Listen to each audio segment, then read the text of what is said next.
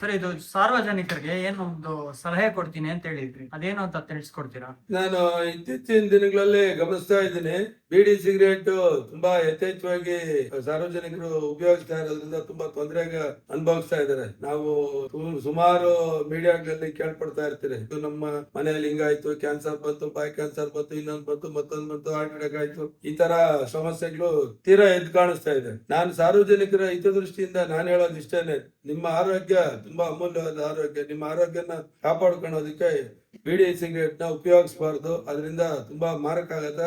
ಅದನ್ನ ಬಿಡ್ಬೇಕಂದ್ರೆ ಈಸಿ ಆದಂತ ಒಂದು ಮಾರ್ಗ ನಾನು ಯೂಟ್ಯೂಬ್ ಅಲ್ಲಿ ಕಂಡ್ಕೊಂಡಿದೀನಿ. QUITCI ಪಿಟ್ಸಿ ಅಂತಕ್ಕಂಥದ್ದೊಂದು ಕಂಪನಿ ಇದೆ. ಆ ಪಿಟ್ಸಿ ಅಲ್ಲಿ ಹೋಗಿ ನೀವು ಆನ್ಲೈನ್ ಅಲ್ಲಿ ಸರ್ಚ್ ಮಾಡಿದಾಗ ಅದು ಮಾಹಿತಿ ಸಿಗತ್ತೆ. ಅದನ್ನ ಬಳಸೋದ್ರಿಂದ ನೀವು ಈಸಿಯಾಗಿ ಸಿಗರೇಟ್ ಬೀಡಿನ ಬಿಡುವಂತ ಎಲ್ಲಾ ಸಾಧ್ಯತೆಗಳು ಕಾಣಿಸ್ತಾ ಇದೆ. ಸುಮಾರು ದೇಶವ್ಯಾಪಿ ನಾನು ಯೂಟ್ಯೂಬ್ ಗಳಲ್ಲಿ ನೋಡಿರ್ತಕ್ಕಂತ ಇದರಲ್ಲಿ ಕಟ್ಕೊಂಡಿದೀನಿ. ಅದನ್ನ ಸಿಗರೇಟ್ ಬೀಡಿ ಯೂಸ್ ಮಾಡ್ತಾ ಇರ್ತಕ್ಕಂಥವ್ರು ಉಪಯೋಗಿಸ್ಕೊಂಡ್ರೆ ಅವರು ತುಂಬಾ ಆರೋಗ್ಯವಾಗಿ ಇರ್ತಾರೆ.